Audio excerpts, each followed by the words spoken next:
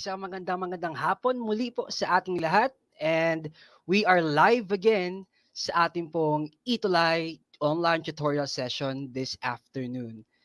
At syempre po, ako po muli si Tutor Leonard from SDO Olongapo City, kasama po si Tutor Carl from SDO Olongapo City also, Araling Panlipunan 9 at kami po ay live ninyo mapanood tuwing Huwebes alas 3 hanggang alas 3:40 ng hapon.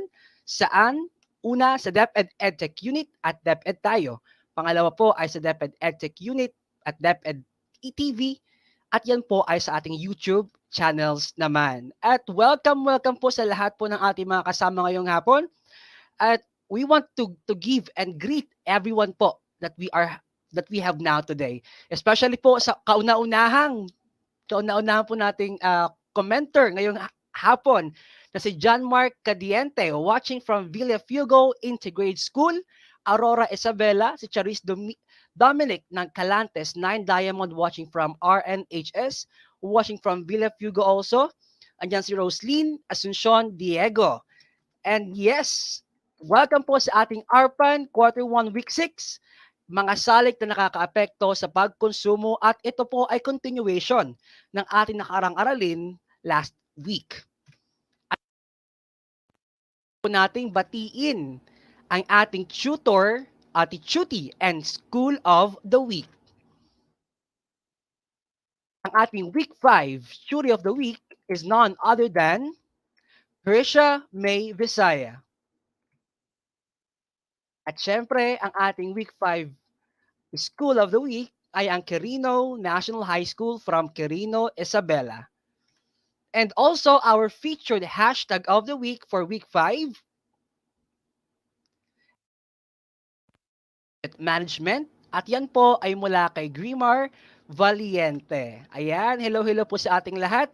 And before I continue, I would like to greet also ang aming pong very supportive na school superintendent, Madam Leilani Cunanan, our Assistant Schools Division Superintendent, Madam Maylene Minimo, also my principal, Madam Crisela Gisjada, Madam Edna Torino, Madam Edna Orine, our head teacher, and my master teacher, Madam Edita Torino. Hello po everyone.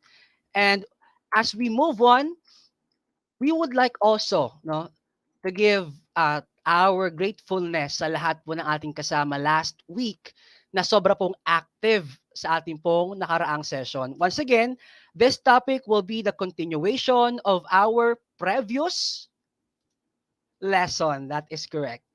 All right.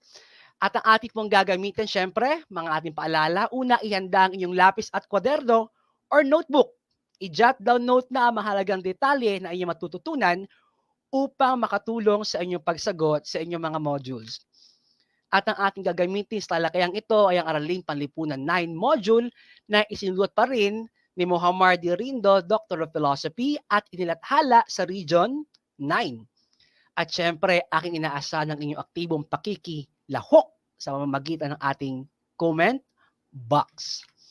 And before we continue, I would also like to greet everyone po, including Princess Divine Manipon, Rhoda Criella, Shane De La Cruz, Emil Jan Tadeo, Jane De La Cruz, Jane Manipon, Daniel Madriaga Subia, Mark Eric De La Cruz, John Cedric Marquez, Darlene May Quilion, si Janet Trividad Zorita at si Cristel Joy Ramos. Thank you for always being here, always ready to learn your economics. All right? At ang ating Quarter 1, Week 5, ito ay katuloy ng ating Week 6. Nasusuri ang mga salik na nakapaapekto sa pagkonsumo, natutukoy ang iba't ibang salik na nakakaapekto sa pagkonsumo at huli, nakapagbibigay ng suhestyon sa matalinong pagkonsumo. No? Thank you so much sa lahat po na nag-send na kanila pong reflection last week. Kung hindi man po natin nabati lahat, I guarantee you, binasa po namin lahat yun. And we are very thankful to everyone sa inyo. Present watching and listening from SDO Mabalacat City, Pampanga, Panalo Tutor Leonard at Tutor Carl Huwebes. Hello po kay Sir Mark Edward. Always there po para sa atin. Good afternoon po kay Mark Platon. Lagi pong naandyan at always sending yung kanyang reflections every session. Magandang hapon po, Chuto Leonard, watching from Magalang, Pampanga. Andiyan po si Doc RJ Calaguas. Hello, Doc RJ. At upang tayo mag-umpisa, tayo ibabalik, balik-aral natin, no? Ang ating salik check. Ang ating kailangan lamang gawin ay piliin ang salik na tinutukoy sa bawat bilang. Kung kayo po ay nakinig at natuto last session, siguradong maning-mani sa inyo ang mga tanong na to. Let's go! You may now write down your answers in our comment box. Number 1, ginagaya ng mga tao ang kanilang nakikita, naririnig at napapanood sa iba't ibang uri ng media. Kaya naman tumataas ang pagkonsumo. Anong uri kaya ito ng salik? Good afternoon po, Isabella Mayti de la Cruz, grade ng Galaxy, listening and learning from Luis Fer Gomez, Dimantina National High School, Cabanatuan East District, Dimantina, Cabanatuan, Isabella. Good afternoon, sir, from John Mark Cadiente. Hello, R. Jose, good afternoon po. From 9 Opal, teacher Nimpa P. Dominguez. Hello po sa inyo pong teacher. At saka si Darlene May Killian, andyan din po siya. Alright, so, ano kaya ito? Let's check down. For number 1, the correct answer is demonstration effect. Alright. Number 2, pakitignan po natin, kadalasan mas tinatangkilik ng mga mamimili ang produkto o serbisyo kapag mura dahil mas marami silang mabibili. Samantala, kaunti naman ang kanilang binibili kung mataas ang presyo nito. Ayan, so number 1 po, tama po kanina. Sina John Angelo Brunil, Grimar, si Emil Jantadeo, si Neftali Laid, si Del C. Darlene May, si Mark Platon, si Mark, si Arwin at si Darlene Killian. Tama po sila sa number 1, gaya po ni Isabella May de la Cruz. Alright, let's now check number 2. The correct answer is pagbabago ng presyo. Okay. At sa number 2 po, letter A, tama rin po si Grimar, si Emil, si Shine, si Ara, si Darlene, si John Mark, si Elisa, si Isabella, si Darlene, si Arwin, si Mark Platon, si Aizel or si Azel, at si Krisha May Visaya. No? Very good. Alright, number 3. Habang lumalaki ang kita ng tao, ay lumalaki rin ang kanyang kakayahan na kumonsumo ng produkto at serbisyo. So ano kayang uri ng salik ito ng pagkonsumo? Tama rin po sa number 2 si Edward at si Ignacio Bea Yuson. And hello, good afternoon, Faith. Fatima Zaira S. Mayo, grade 9 Andromeda, watching, listening from LFG Diamantina National High School, Cabanatuan East District. Watching, listening from Itiague, West District, Doña Madalena H. Gafud High School, Kathleen J.T. Pinto. Hello po sa inyong lahat. No? You may now write down your answers on number 3. Also, Mark C.J. Apidsure, watching from Itiague West District. Hello sa iyo, kagaya ni Kathleen J., also from Itiague West District. And si Fatima Zaira Soriano Mayo. And si Faith Marvelous M. Flores. At number 3, now we check it. The correct answer is kita. That's letter B. So kung B ang sagot mo, yan si Mark Edwards, si Ignacio Bea. Tama rin po si Aizel. Andyan din po si Delcy, si Emil, si Darlene, si Grimar, si Neftali, si Shine, si Ara, si Neftaline, Grimar, at saka si Mark Platon, si Mark Edward of course, si Arwin Rivera, si Carl Lexus, si Aizel, at ayan, and that's it. No? And then number 4, we now move forward. Ang mga tao ay pinipilit na huwag munang gastusin ang salapi at binabawasan ang pagkonsumo upang mapaghandaan ang mga mangyayari sa susunod na araw o panahon. You may now put your answers in our comment box. Watching from Itiague, West District, Doña Magdalena H. Gafud High School. Hello kay Mark C.J. Apidsure. No? Ganon din po kay Catherine Pentecostes, grade 9 Ruby from RNH. Also si Gretchen Ramirez. Good afternoon po, watching from New Canaan Integrated School, Alabel 1 District, Sarangani Division. Hello, hello, Gretchen. Napakalayo mo pero naabot ka pa rin ng Itulay. And then sa lahat po mga nanonood ngayong hapon, para po mas marami tayong kasama at mas marami tayong maabot na mga kabataan, especially po grade 9 economics students, pwede niyo pong i-share ang ating live ngayong araw. And number 4, the correct answer is mga inaasahan, letter B. At tama pa rin po, sino? Ayan, si Kyla, si Neftali, tama rin po. Oh, that's not to be, I'm sorry. Si Glyza, si Princess, si Marcelina, si Aizel, si Carl Lexus, si Aizel Kabasag, si Mark Platon, Isabella, Shine, Marcelina, andyan din po si Arwin, si John Angelo Brunil, si Neftali, si Roda, si Delcy, si Darlene May Quilion, at si Kyla Publico. Kagaya po ni Grimar Valiente. So, very good. Now, please comment your scores in our chat box, sa ating comment box, para makita ko kung talaga bang mas naunawaan ninyo ang ating Arlene nakaraang session. At habang kayo po ilalagay ng inyong mga scores, hindi po tama ang sagot ko. Sabi ni Kyla Guina Publico. Ayan, huwag ka malungkot, Kyla, dahil ang reason kung bakit andyan si Tutor Carl at Tutor Leonard ay para mas bigyan kayo ng tsansang mas maunawaan ang ilan o karamihan sa mga aralin sa Araling Panlipunan 9. So huwag ka malungkot dahil we are here to help you. So 4 out of 4, it's very good, Mark. Si John, si Emil, si Isabella, si Ara, si Arwin, si Aizel Kabasag, that's very fine, anak. Aizel Kabasag, if you got 2, that's fine. Ibig sabihin no, meron kang kailangan matutunan ngayong araw with Tutor Leonard. 4 out of 4 din po si Shine Alea Dalet. Shara Wakiko po watching from Santa Lucia High School, grade 9. Mahina po kasi ang wifi ngayon hindi po alam o hindi po ako nakahabol. That is okay, Marcelina Tuazon Omanya. Now you have the chance to join our discussion this afternoon. Nicole A. Manibo, grade 9. Ruby watching from Roman National High School. Hello, hello po sa ating lahat.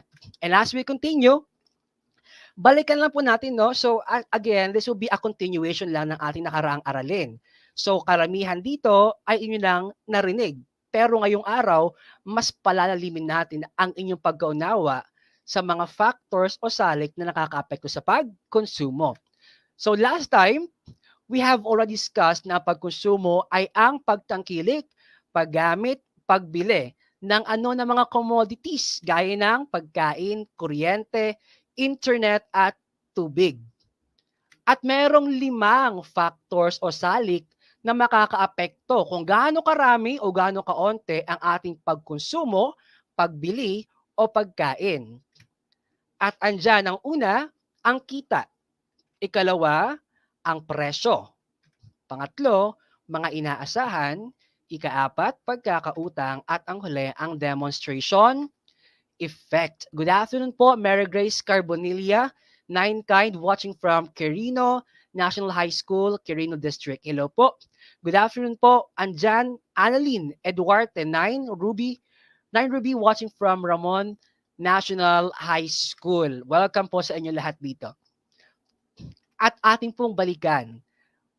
Muli, kapag tumaas ang presyo, bababa ang pagkonsumo dahil mas kukonti ang magnanais bumili o kumonsumo ng produkto at serbisyong may mataas na halaga. Ngunit kung bababa ang presyo, tataas naman ang pagkonsumo. Tutor Leonard, ano po ang example po natin dyan? Ito ang ating example. Una, kung nagkaroon ng inflation or inflasyon or the general rise ng presyo ng ating mga commodities, especially those that are very vital, necessary sa ating pag-exist, gaya ng pagkain, tubig, kuryente, or may price hike, bababa ang pagkonsumo. Ngunit, kung ang presyo ay bumaba dahil sa sales, discount, at promos, mas tataas ang pagkonsumo. Kaya papansinin ninyo, kung magkakaroon ng SM sale, automatic, andyan yung ating mga kapatid na may trabaho, naghahantay ng mga sales, discounts, at promos. Also, Johnny Rose Gabante, 9 Venus. Good afternoon din po kay Ryan Amora. Hello po sa inyo. At kay Vincent Agustin, Marcelina Tuazon Umanya, and kay Hudson Mike Kakal Guevara. They are from Doña Magdalena H. Gafud High School. Hello, hello sa inyo. Pangalawa ay ang pagbaba ng kita. Ang kita, usually po ito ay given sa atin sa mga working or employed or may mga businesses, usually po weekly or monthly. Ang problema, ang kita ay maaring bumaba or tumaas. Pag tumaas ang kita, tataas ang pagkonsumo. Bakit? Kasi mas marami ka ng salapi na pwede mong gamitin sa pagbili ng produkto at serbisyo. Habang kung bababa naman ito, mas mababa ang konsumo mo dahil mas kukonte ang salaping maaari mong ilaan para dito. Alright? Ang sabi ni Mark Platon, malaki po kasi ang natitipid kapag may sales. That's very good. Very good observation. Tama. Maraming natitipid. Especially kung aabot ng 20, 30, 40, 50 discounts ang mga sales. Yun nga lang, ang downfall nun, kailangan mo maghantay. Alright? Halimbawa, kung ang kita ay tumaas dahil sa iyong promotion o na-promote ka sa trabaho, mas tataas ang iyong kakayahang kumonsumo. Ngunit kung ikaw naman ay na-lay off o natanggal sa trabaho or bumaba ang trabaho dahil sa demotion, maaaring bumaba ang ating pagkonsumo. No? At sa kasalukuyan, sa panahon ng COVID-19 sa Pilipinas, ito po ay naranasan hindi lamang ng ilan, kundi ng maraming Pilipinong kagaya natin. No?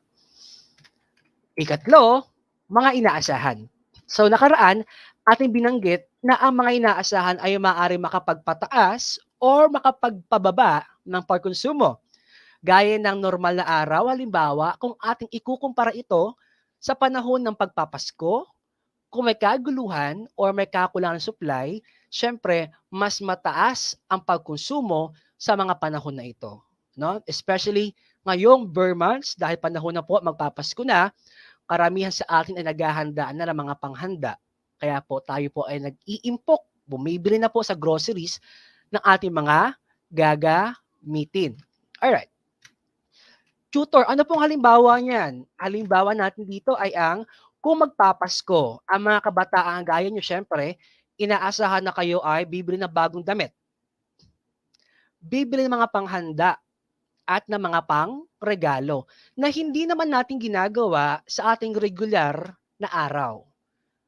Kaya ang lahat ng iyan ay matututok or pupunto sa pagtaas ng pagkonsumo. Apat, pagkakautang. At nabanggit na karaang session na pag mababa ang pagkakautang ng isang tao, mas mataas ang kanyang pagkonsumo or maaring mas mataas ang kanyang pagkonsumo. Habang kung mataas ang kanyang pagkakautang, mas mababa ang kanyang pagkonsumo. Ang sabi ni Jen, mas mataas ang pagkonsumo lalo na sa mga events or occasions. That is correct, no? Especially kung magkakaroon ng birthday party sa bahay or magkakaroon ng family reunion, aasahan natin na tayo po ay gagastos ng marami. Ibig sabihin, tataas ang ating consumption. Brandon Anthony Olasco, grade 9, Francis Benitez Elementary School from Maypaho, Caloocan City. Hello, Bea Olasco. Also kay Diane Anchete from Etiague, Etiague West District, Doña Magdalena. At kay Jemima Laidan Cabero, grade 9 Capricorn, Cookery watching from Doña Magdalena Gafud High School. Also kay Marge Ompod Olchondra. Hello po sa inyong lahat from Cacahuate National High School. No? Again, sa ating po mga kasama ngayong hapon, if you want to share our discussion, our session today, pwede nyo po itong i-share, especially po sa mga kagaya nyo mga grade 9 students. Ano po ang example, Tutor Leonard, sa pagkakautang? So I will give you a comparison between employee A and employee B. So ating tignan kung gaano ba nakakaapekto ang pagkakautang sa pagkonsumo. pareha sila na employee na kumikita ng 20,000 per month. Alright? Si employee A ay may pagkakautang na 5,000 pesos. Si employee B ay may pagkakautang na 2,000 pesos. Si employee A ay kailangan magbayad ng buwanang interest or tubo na 10%. Parehas kay employee B. Kaya ngayon ating tignan kung ano na lang ang salapi na pwede lang iuwi after a month of working. Si employee A ay makakapag-uwi na lamang ng 19,500 na kanyang iba-budget sa kanilang pagkain, tubig, kuryente, internet at iba pang pangangailangan. Habang ang may mas maliit na pagkakautang na si employee B ay mag-uuwi pa rin ng 19,800.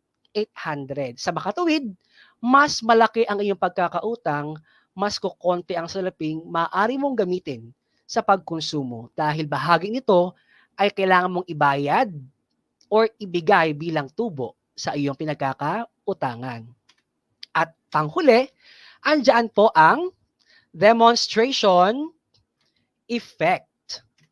Nakaraan ating nabanggit na maapektuhan ng ating nababasa sa mga dyaryo, napakikinggan sa mga radyo, nakikita sa social media, napapanood sa mga films at television ang pagkonsumo natin. Bilang halimbawa nito, tignan natin ang isa nating character. Sinasabi natin na ang social media gaya ng Facebook, TikTok at Instagram ay maaari makapagpataas ng konsumo. Especially kung ito ay ine-endorse ng ating mga idolo or idols. Ang mga films gaya pelikula na meron po sa Netflix at sa YouTube ay maaari po makapagpataas ng pagkonsumo. Bakit? Dahil usually yung mga ine-endorse ng mga artista sa pelikula, sa Netflix at sa YouTube ay ating sinusubay-bayan. At ang ating po nakikita sa mga TV ads at sa mga commercials. Especially po kung meron kayong fandom, no? Usong-uso yan sa mga kabataan ngayon. Na may mga kabataan tayo, I don't know if we have one sa ating session today. May mga kabataan tayo na fan nila Lisa ng Twice or pwede ring fan ng BTS at ng ibang mga sikat na mga artista sa kasalukuyan. Also, pwede rin kayo maging fan ni Taylor Swift or ni Adele naman or ng mga boy bands natin. And one thing is for sure, kapag sila po ay nagkakaroon ng commercials or ads, sinusubaybayan natin. At most often than not, tayo ay bumibili ng mga produktong kanilang ine-endorse. At upang sukatin o tignan ang ating namang napag-aralan o ating pong nakita. Uy, may Twice, sabi ni John Angelo J. Brunel. Actually, John Angelo, hindi ako fan ng K-pop pero I see it at nakita ko that karamihan sa kabataan ngayon ay fan ng mga ito. And hello din po kay Ruchi Alegre, watching from Las Piñas North High School. Hello Ruchi and welcome ka sa ating Itulay session this afternoon at sa mga coming pa.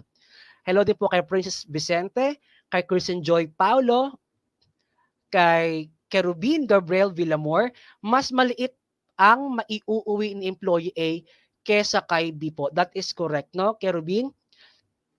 Yan. And then, good afternoon po, sir and ma'am, watching from Etiague West District, Doña Magdalena H. Gafud. Princess Manalo, hello po sa inyo. At kay Irish Nika, Cathy May Turqueza.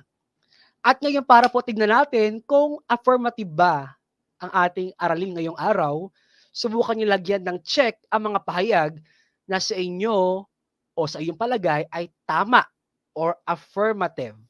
At X naman or cross sa mga pahayag na tingin mo ay mali. Let's roll it out. Number 1, ang mga inaasahang pangyayari na maaaring makaapekto sa pagkonsumo ay kinabibilangan ng mga okasyon, sakuna, bonuses at incentives. Yan ba ay affirmative? Yan ba ay check or hindi? Hello din po kay Darlene May Kilon, same here sir, not interested po sa mga ganyan. Oh, it's fine Darlene, no? Siguro iba lang yung ating hobby. Ako kasi ang hobby ko naman ay raise ng mga plants at saka I collect ng mga old coins, no? Siguro sila, they find their hobby watching and then listening to K-pop artists. Sikat po kasi ang produkto ko, correct Mark, no? That is the exact reason kung bakit tumataas ang consumption kapag ine-endorse dahil sikat ang nag-e-endorse nito. Watching from Duhali National High School, Davao del Norte. Wow, we have someone from Davao del Norte. Hello po sa inyo. Hello po sa inyo. Elda Bayog Sobranilia. At welcome po sa ating Ito Live session for today. Number 1, the correct answer is affirmative. At tama si Grimar, Jenjen, Ruchi, Grimar, Aizel, Ara, Darlene, John Angelo, Princess, Jenjen, si Glyza, si Delcy, si Shine, si Roda, si Kyla, si Jenjen, at si Marge Ompog Ol Chondra. Yan, tama po kayo lahat sa inyong sagot na check. Tama rin po si Isabella May de la Cruz at si Marcelina Tuazon. Si Shara Wakiko po. Hello, Shara Wakiko. And good afternoon po, James Roniel Olaires, watching from Kakawal National High School. And si Dayan Limosnero, watching from Kanaan Integrated School, SDO Sarangani. Wow, we have from Sarangani also. Thank you for watching. At correct din po si Mark Edward. Sir, certified plant lover din po ako. He. So, Grimar, same tayo ng hobby. Kaya, ayoko lang ipakita pero yung at the back of my room, ang room ko ay isang garden actually. Puro halaman ang loob ng kwarto ko. Alright, number 2. Ang mga manggagawa o mamamayang may mas maliit na pagkakautang, ay may mas mataas na kakayahang kumonsumo.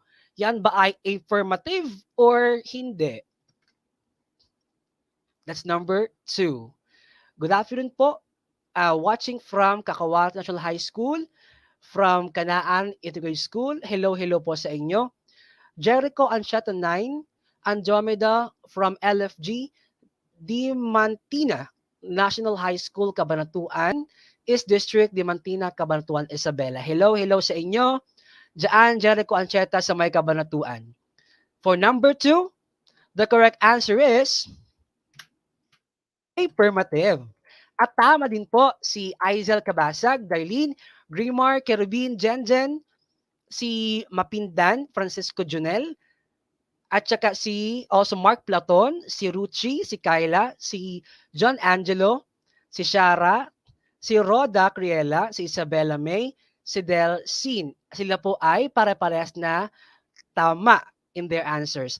Magandang hapon po, Tutor Carl and Tutor Leonard Jester Pagkaliwagan. Hello sa iyo, Jester Pagkaliwagan. Welcome to our Ito Live session for this afternoon. Also si Mapindan, Francisco Junel, 9 Milky Way listening and watching from LFG, Diamantina National High School, Cabanatuan East District, Diamantina, Cabanatuan, Isabela.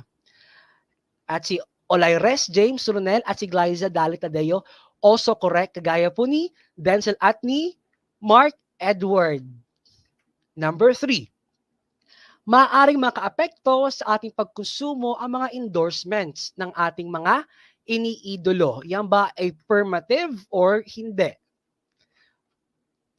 Ayan, so as we continue po, no, I also want to remind everyone na pwede nyo po kaming laging message if you have any questions.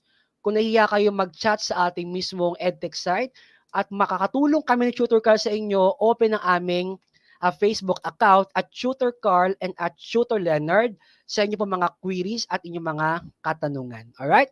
Number 3, let's check it. The correct answer is affirmative. At tama po ulit si Kurubin, si Mark Ompad, si Jenjen, si Mark Platon, si Aizel, si Ruchi, si Delcy, si Grimar, si Kurubin, si Isabella, si Roda, si Mapindan, si Kyla, Darlene, Ara.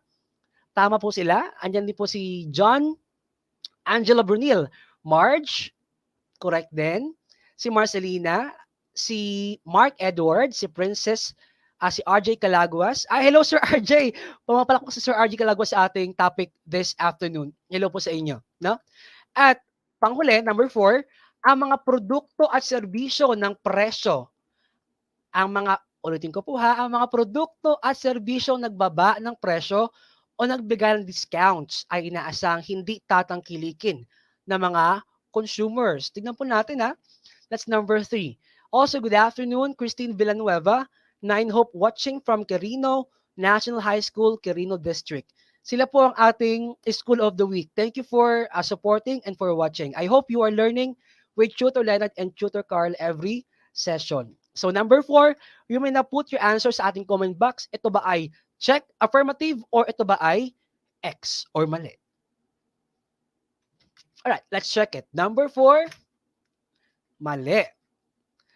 Let's now go back sa ating statement. Ang sabi niya, ang nagbigay daw ng discount ay inaasahang hindi tatangkilikin.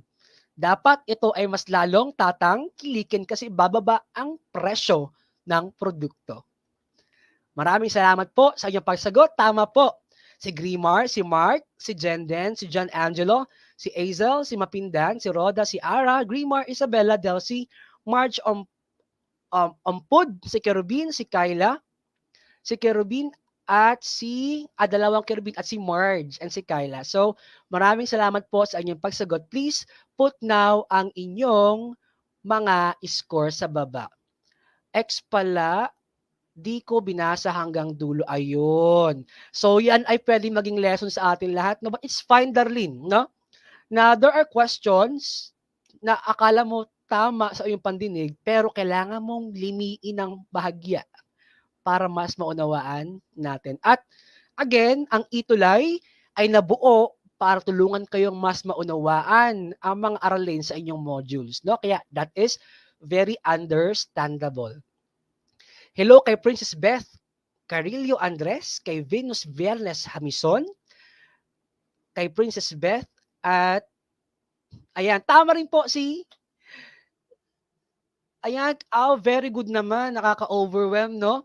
So may mga nakakuha ng 4 out of 4, may 3 out of 4. So 4 out of 4, gaya ni Mark Platon, si Aizel, still watching po. Napindan, Francisco Junel. Kaya keep watching kuya, thank you. Roda Criela, Grimar, si Marge, si Kyla, si Jenjen, si Mark Edward ay 4 out of 4 din. No, very good. Si Mapindan po ay 3 at saka si John Angelo Brunil 4 out of 4. Sir, kailangang unawain ang tanong bago sumagot para sure. That is correct. No? Thank you, Jenjen. 3 out of 4, Darlene, Asiruchi, Alegre, Denzo ay 3 out of 4. Ngayon, sigurado ako dahil meron kayong natutunan ngayong araw, ay maaari nyo nang sagutin ng inyong mga modules for week 6 ng AP. Also, hello kay Saidi Bel Pahariliaga, watching from Quirino National High School District. Good afternoon din po kay Janet Corpus, watching from SDO Isabela. Hello po sa inyo dyan sa may SDO Isabela. Welcome po sa ating session this day. Also, kay Mark Marcelina, 3 out of 4. That's very fine, ate. Rodeline de los Santos, Tapang, grade 9, watching from Ramon. I think it's Ramon National High School as we heard last time, no? Good afternoon po. Also kay John Patrick. Andrew de la Cruz, 4 out of 4. Very good, kuya. At kay Catrice Kabakungan. Thank you so much for your active participation. So, ngayon, tayo ay magkakaroon na ng reflective part, no? And this is very important kay Tutor Carl at Tutor Leonard. Dahil in here, we will read kung anong uri ng pag-unawa at values ang tumimo sa atin while we have our discussion. Ang social media ay isa sa mga malaking impluwensya sa atin ngayon, lalo sa mga kabataan. Bilang pakikisa sa NCCT 2020 UNESCO Global Media and Information Literacy Week, sumulat ka ng isang maikling payo o suhestyon sa tamang paggamit ng social media. Because we always hear, no, may mga kabataan tayong nabibiktima ng social media frauds. Yung iba naman ay nagkakaroon po ng abuse sa paggamit ng social media. Bilang isang kabataan, ano kaya ang pwede mong maipayo sa kapwa mong estudyante upang hindi sila malinlang o hindi magkaproblema sa paggamit ng social media? At pwede-pwede mo yang isulat sa isang malinis na papel, no? At isend sa amin yan ni Tutor Carl. Before I continue, I just want to batiin ang mga ito kasi they are here very supportive. Catrice Kabakungan, Rodelyn De Los Santos, Visitacion Furuk, John Wayne Aliam, Angel May Aliado, Jen, Gian Gervano, Krishna, at sa inyong lahat, thank you for always being here para matuto. Again, pwede nyo po yung isulat sa papel na malinis at i-feature po namin yan, no? Sa aming pong every week na session. At isend nyo po ito sa aming Facebook pages na at Tutor Leonard at Tutor Carl, no? Rest assured, it will be read. Binabasa po namin and we are so happy whenever we see na kayo po ay natututo. At ilagdag nyo po ang hashtag na Safe Media Consumption.